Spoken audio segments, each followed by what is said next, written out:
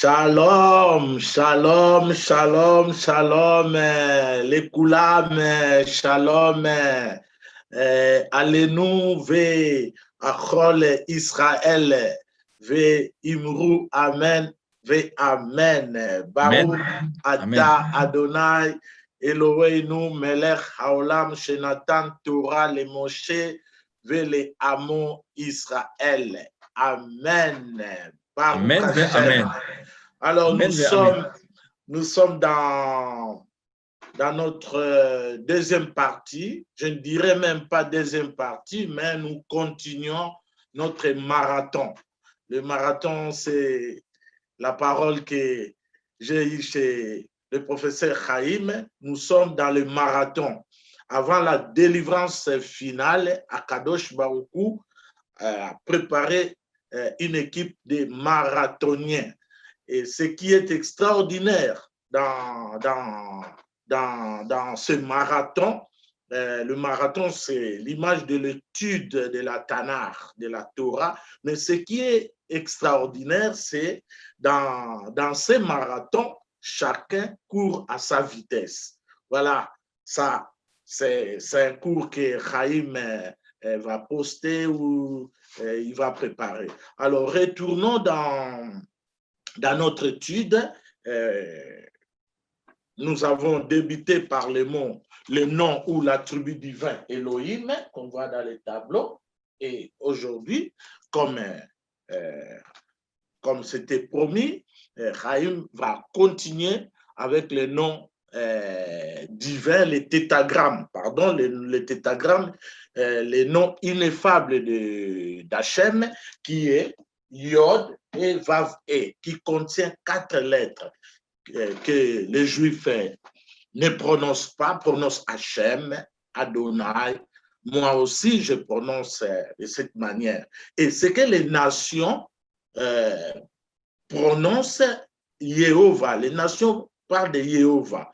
Alors, tout ça, c'est une étude approfondie dans la Torah. C'est ce que nous allons voir avec le professeur Chaim Weizmann en direct d'Israël. Nous sommes en train de vivre, avant le cours, c'est important cette préparation, nous sommes en train de vivre ce que les prophètes ont dit, les maîtres d'Israël, surtout le prophète messianique Esaïe a dit « Mitzion tetse Torah » ou Devar Hashem Yerushalayim.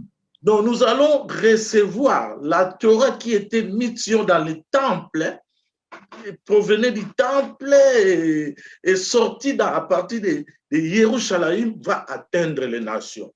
Voilà, nous vivons en live. Toi qui nous suis, toi qui vas suivre ces messages, c'est vraiment un privilège. Ce n'est pas quelque chose anodin, mais c'est déjà écrit quelque part dans la Torah. Et voilà, en direct, nous avons, ou j'ai le mérite ou le privilège de recevoir le professeur Chaim Weizmann d'Israël. Shalom, Chaim, ma shlomcha. Baruch Hashem, Shlomi Tov, Toda Rabba. Merci beaucoup d'abord, très cher pasteur Manhattan, de m'avoir honoré aujourd'hui pour continuer notre étude relative au nom, à la signification du nom divin. Comme nous l'avions vu la semaine dernière, l'Éternel, le Seigneur, porte plusieurs noms dans le texte biblique. Alors, nous allons tout d'abord reprendre le nom Elohim, continuer à l'expliquer et évidemment, comme tu viens de le dire, nous allons expliquer la signification du tétragramme des 4 lettres qui forment le nom divin Adonai, Hachem. Comme tu l'as très très bien rappelé, dans la tradition d'Israël, tradition hébraïque, nous avons pour habitude de ne pas prononcer en vain le nom.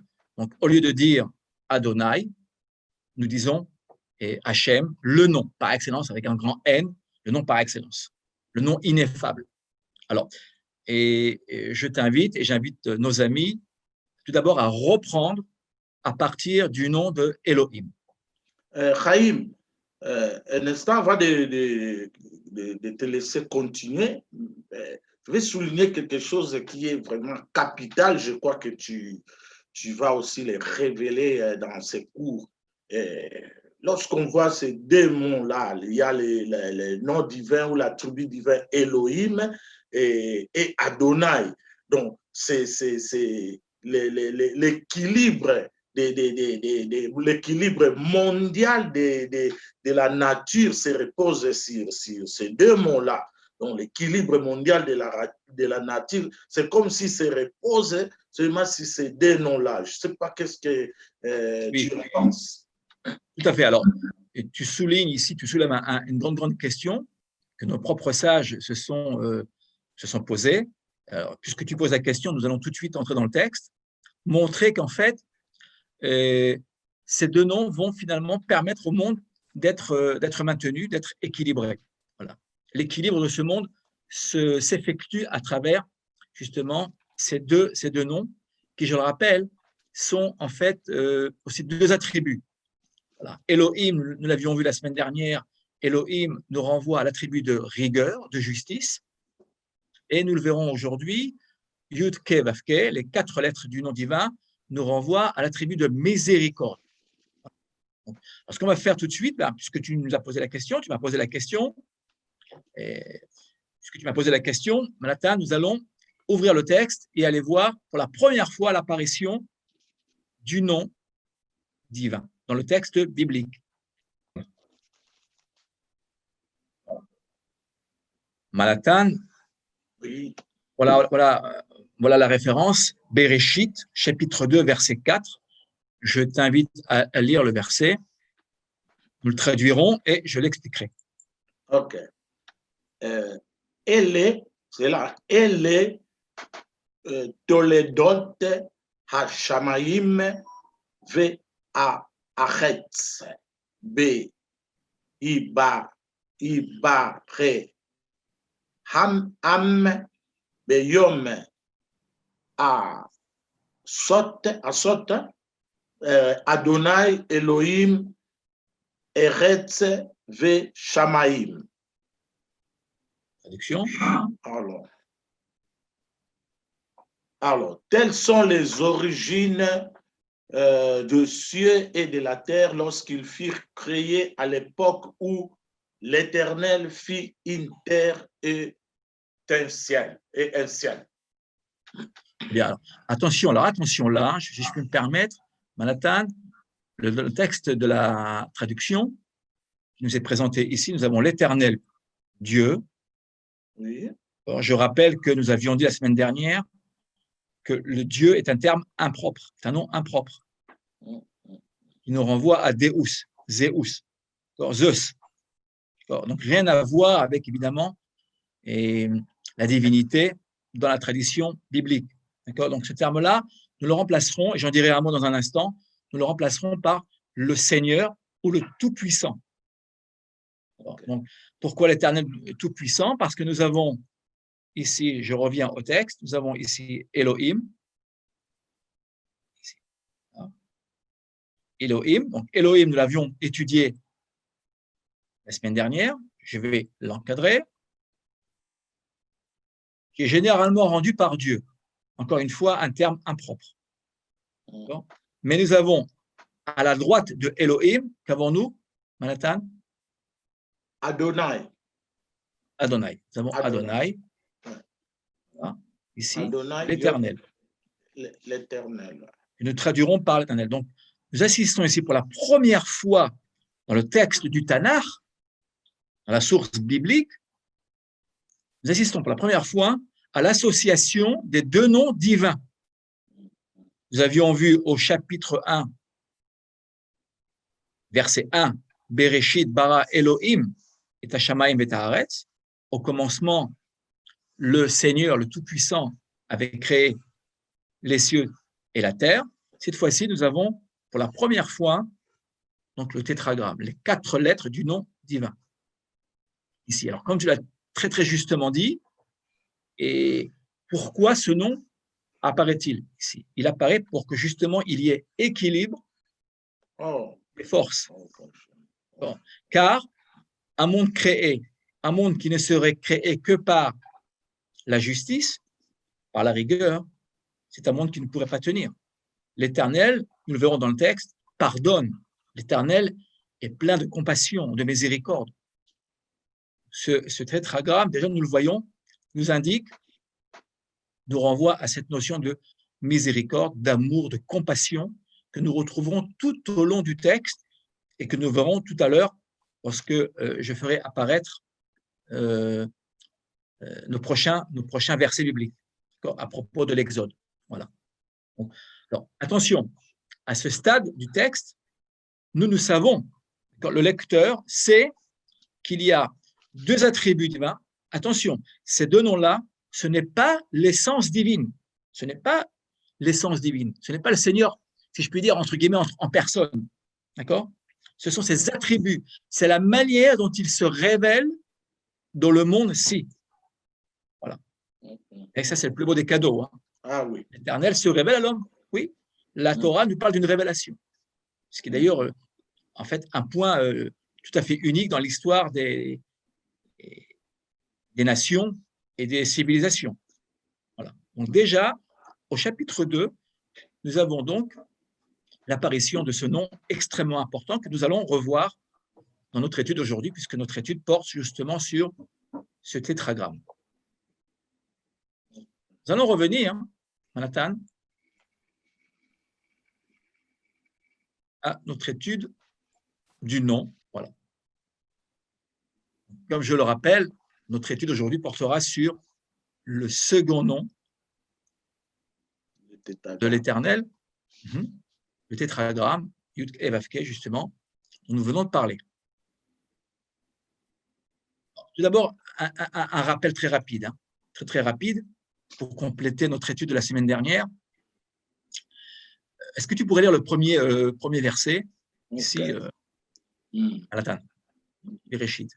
Bereshit bara Elohim et Hashamayim ve et haaretz. Au commencement, Dieu créa le ciel et la terre. Genèse 1er, chapitre 1er. J'ai colorié le nom pour que nous puissions nous focaliser sur le premier nom divin. Ici, alors je rappelle, ce nom, en fait, il est très difficile de traduire ces noms. Mais tout de même, on va quand même tenter de les traduire. Alors moi, je traduis Elohim par le Seigneur, le Tout-Puissant ou le Maître. Alors, pourquoi? Parce que nous savons, dans la Bible, dans le Tanakh, nous savons que, je vais prendre, nous savons que ces deux lettres-là, Aleph, Lamed, nous renvoient à une notion de puissance, de force, toujours. Dans le texte, nous avons Elohim, mais le Seigneur s'appelle aussi El, tout simplement El. La puissance, c'est elle qui, en fait, qui a créé toutes les autres forces de la nature. Tout ce qui existe sur la planète, les galaxies, même en dehors de la planète, a été créé ex nihilo par une force dont on ignore l'essence même. Donc cette force-là, on l'appelle comment? On l'appelle le Seigneur, le Tout-Puissant ou le Maître du monde. C'est les El qu'on voit partout dans El Shaddai, El Gibor. Exactement, Manhattan. Le El qui est ici renvoie à la force. Le pluriel, nous l'avions vu, renvoie à toutes les forces de la nature créées par une seule et même force. Cette force-là, évidemment, Abraham, le premier patriarche, découvrira cette force-là dans la nature. Voilà. Et donc, je rappelle que toutes les fois où nous verrons ce nom se rapporte à la dimension de la nature. On parle de la nature, les cieux et la terre. Les références ne manquent pas. Très important de dire, et nous n'avions pas dit la semaine dernière, c'est que ce nom-là représente le nom universel du divin. C'est le nom de toutes les nations, de tous les hommes. Elohim est le nom de tous les hommes qui évoluent sur la planète Terre. Cela est très, très important car nous reverrons cela par la suite. D'accord?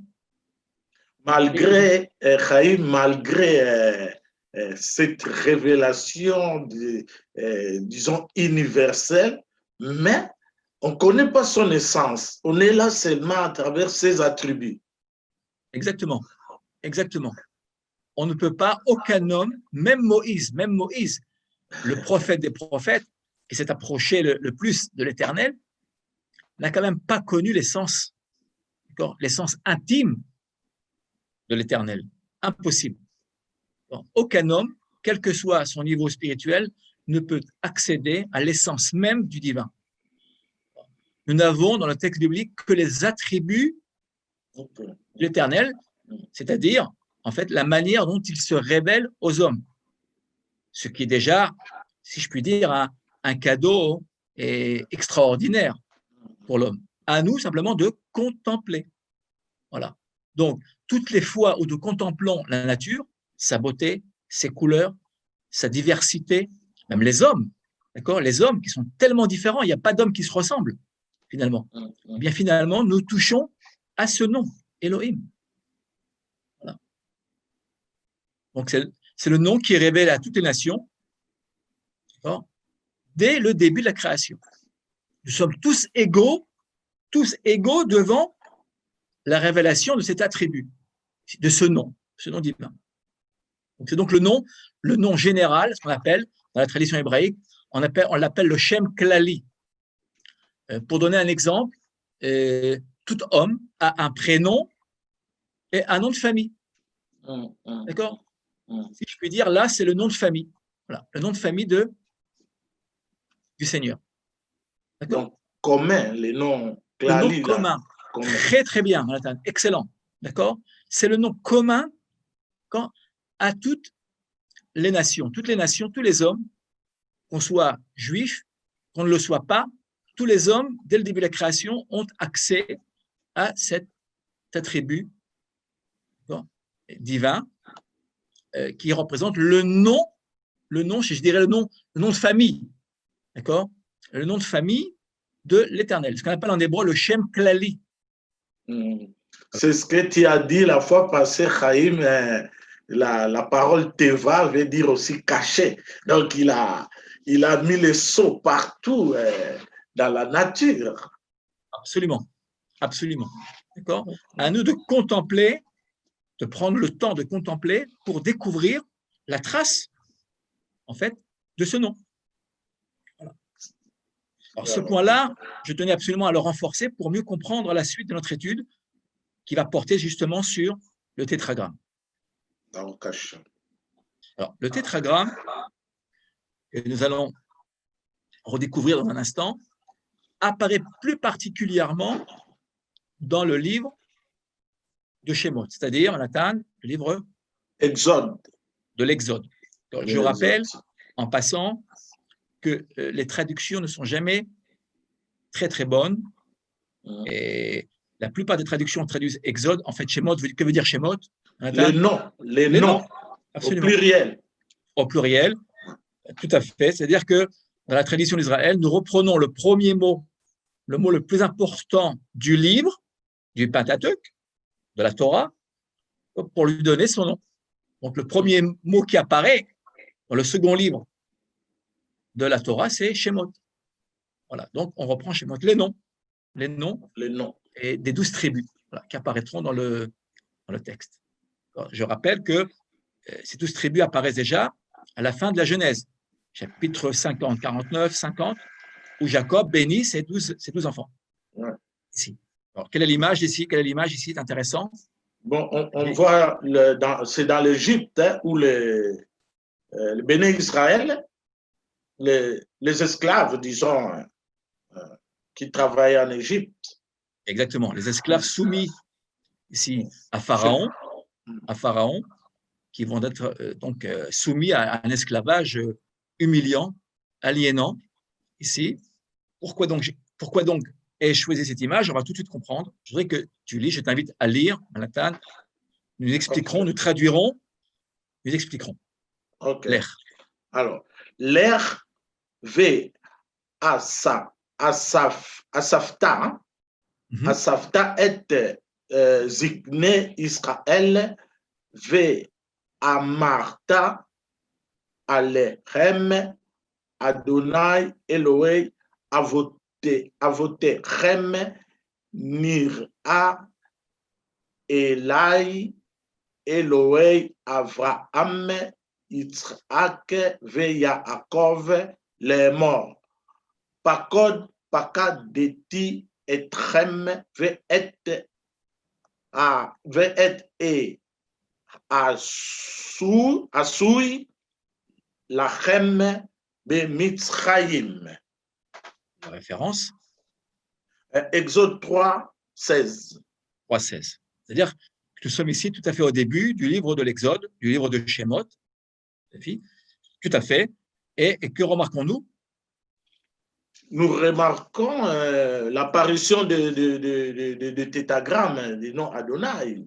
Absolument. Et plus que cela, parce que si on se reporte au livre de Bereshit, la Genèse, nous avions vu que ce nom apparaissait déjà. Mais attention, il apparaissait non pas comme révélation, il ne s'est pas encore révélé aux hommes.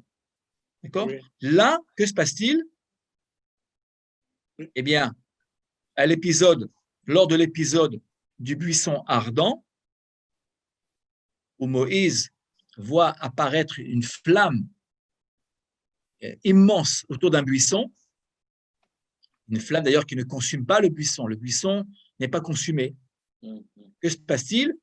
Eh bien, il s'y établit un dialogue entre Moïse et l'Éternel, et l'Éternel lui dit, écoute Moïse, je t'envoie en mission, tu quitteras Midian, parce que rappelons que Moïse est au service de Yitro, son beau-père, il avait épousé Tzipora, et à ce moment-là de l'histoire, un moment extrêmement dramatique d'ailleurs, l'Éternel lui dit, écoute, je t'ai choisi, tu es mon élu, maintenant tu vas partir en Égypte.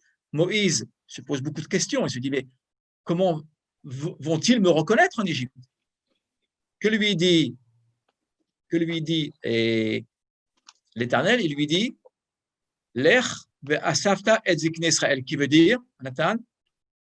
Alors, Lech ve'asafta va et rassemble les anciens d'Israël.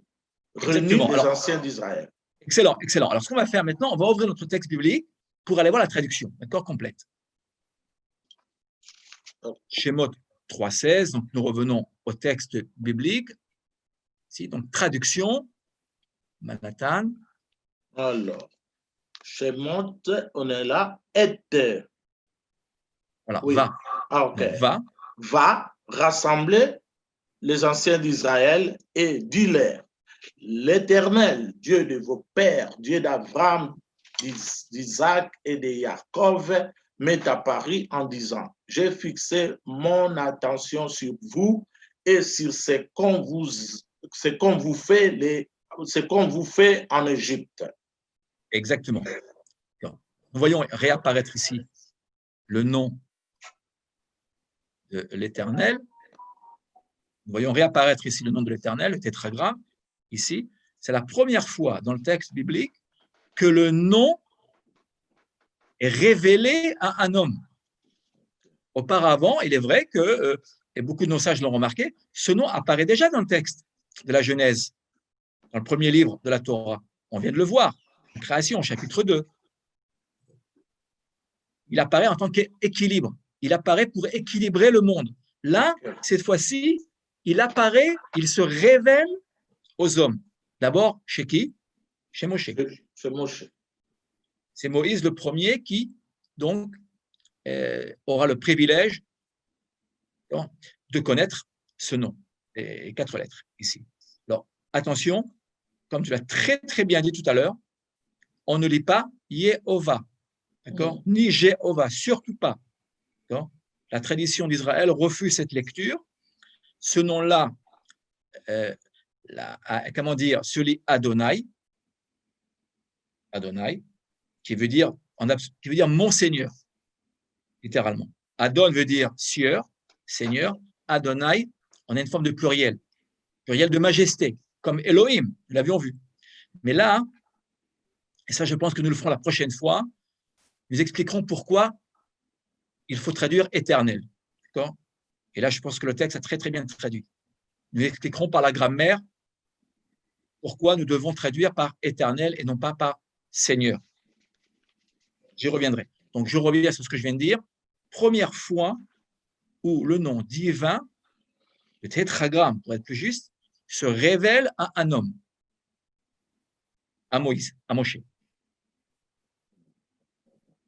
Nous revenons à notre texte. Alors, question que je te pose, Manhattan, on pourrait se poser d'ailleurs. Pourquoi lui dit-il, l'Éternel, dit-il à Moshe d'aller rassembler les anciens d'Israël? Se faire reconnaître. Pourquoi? Pour moi, là, il va rassembler les anciens, parce que les anciens, c'était qui avaient la hérédité, ils avaient, disons, la mémoire.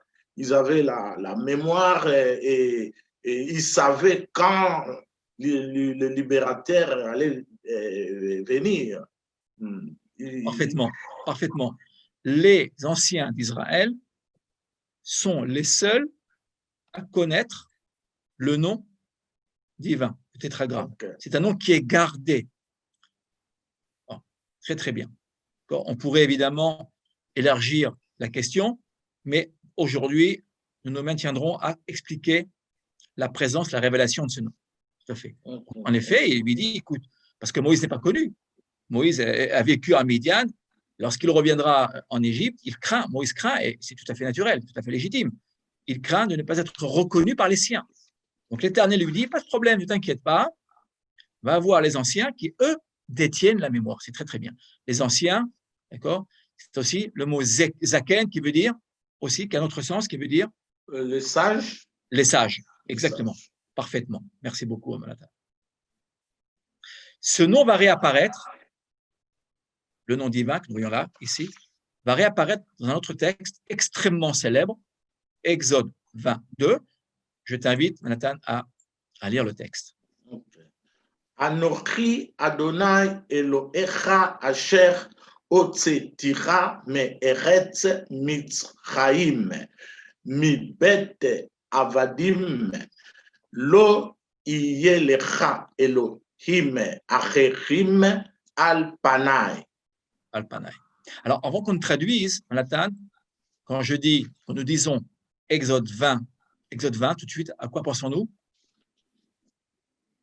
Exode 20, on pense à Matan Torah, aux 10 paroles qu'Hachem a données à son peuple. Exactement, voilà, qui apparaissent ici en image, tout à fait.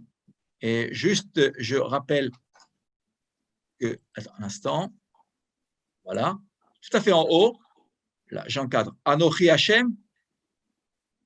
Là, nous voyons Anochi Hachem que je viens d'encadrer, il est là.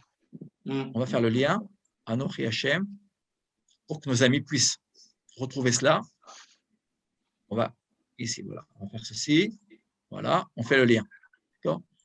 Donc, 2 tables de l'Alliance, à Matan Torah, au don de la Torah, au Mont Sinaï. Donc, sur chaque table, donc 5 paroles. Et en effet, tu as très bien dit paroles et non pas commandements, les 10 paroles, non pas les 10 commandements. Voilà, les 10 commandements, cela nous renvoie au film, d'accord, les 10 commandements de Cécile P2000, ça n'a absolument rien à voir avec le texte. Nous parlerons des Aseret Adibrot, Aseret Advarim, les 10 paroles. Et exactement, tout à fait. Voilà. Donc, alors, intéressant. On va faire une petite comparaison. Lors de la création du monde, l'Éternel se révèle sous quel nom, Nathan? Elohim. Elohim. Nous avions dit que Elohim, nous allons revenir en arrière, nous avions dit que Elohim se rapportait à quelle dimension? Dimension de la nature. La nature. De la nature. La nature. Donc, nous allons voir que le tétragramme nous renvoie à une autre dimension. Nous renvoie à la dimension de l'histoire.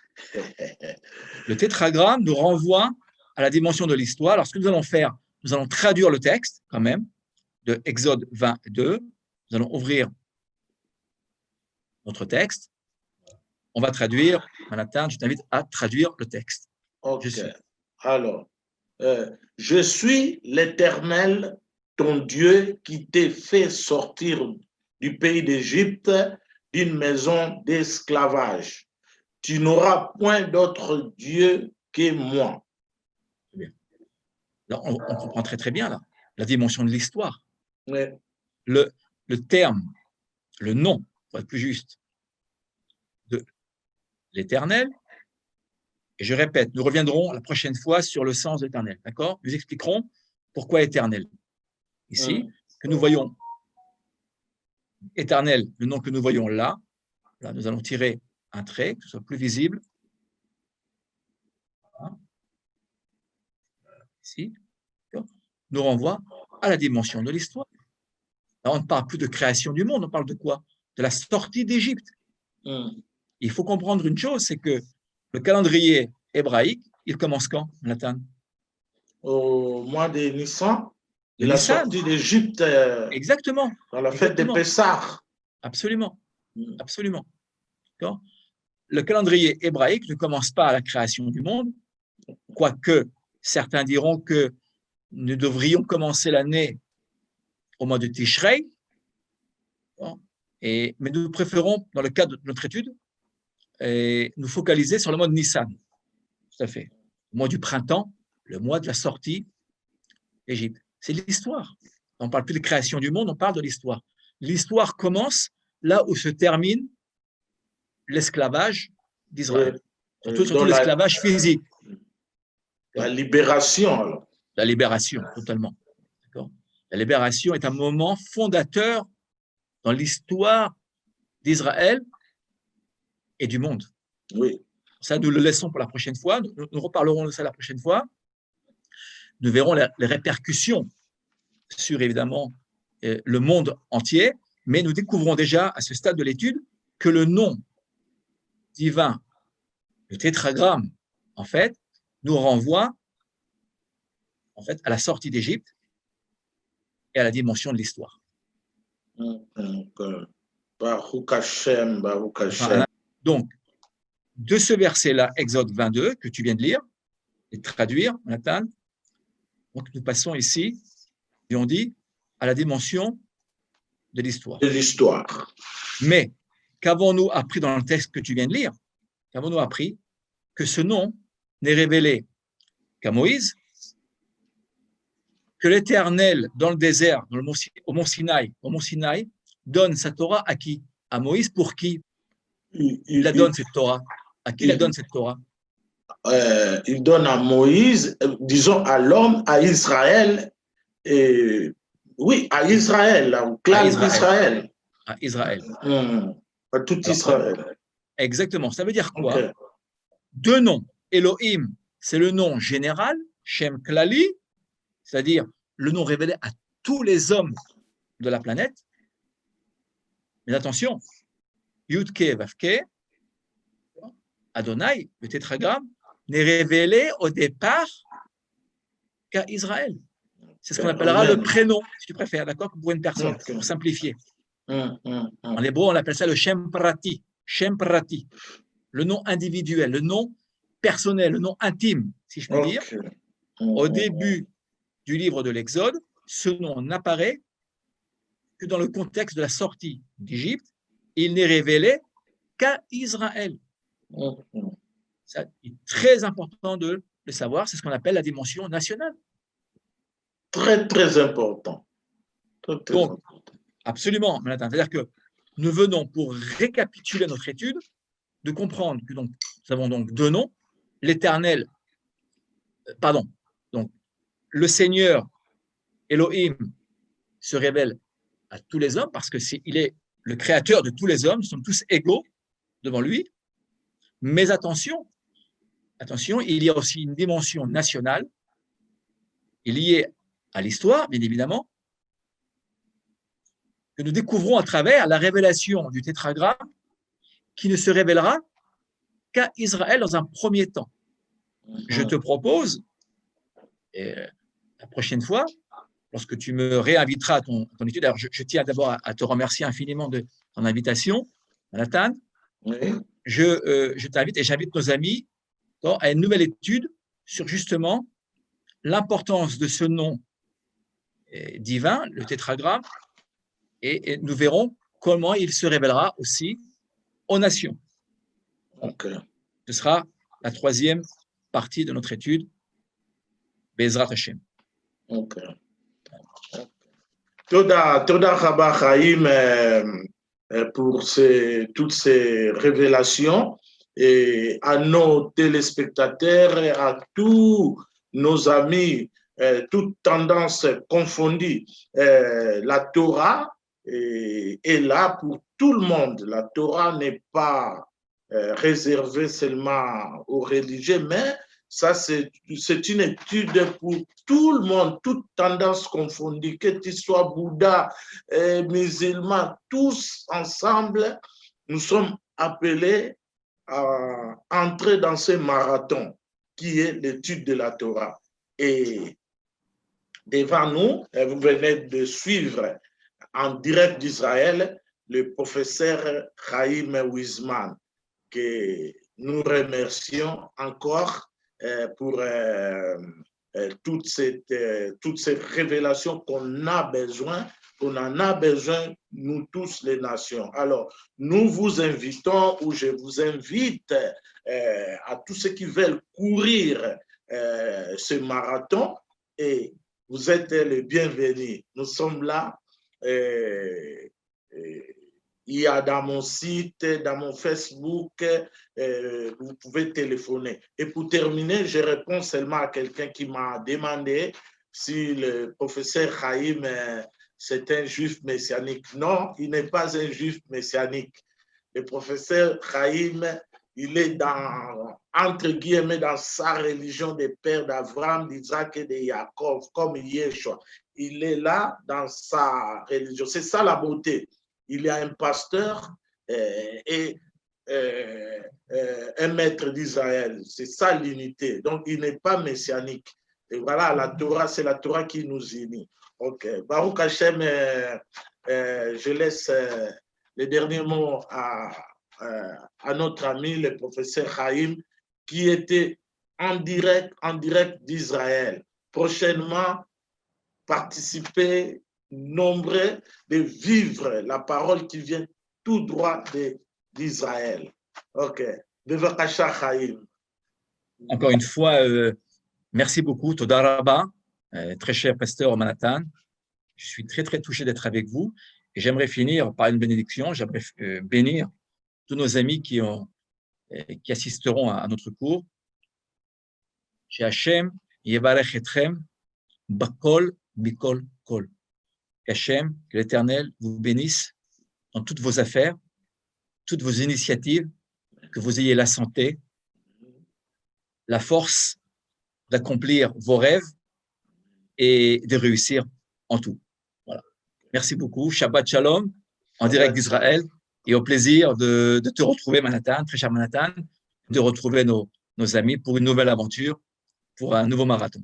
Ok. Merci. Shabbat Shalom, Chaim.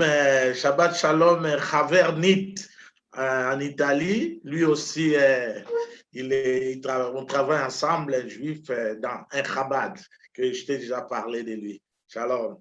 Ok. Leitraot, Chaim. Très cher pasteur Manhattan, Shabbat Shalom, Toda Rabba. Shabbat Shalom, Shabbat Shalom. Shabbat Shalom, Toda Rabba. Lech Shalom. Besorot Tovot. Shabbat Shalom. Shabbat Shalom. Shalom. Shalom.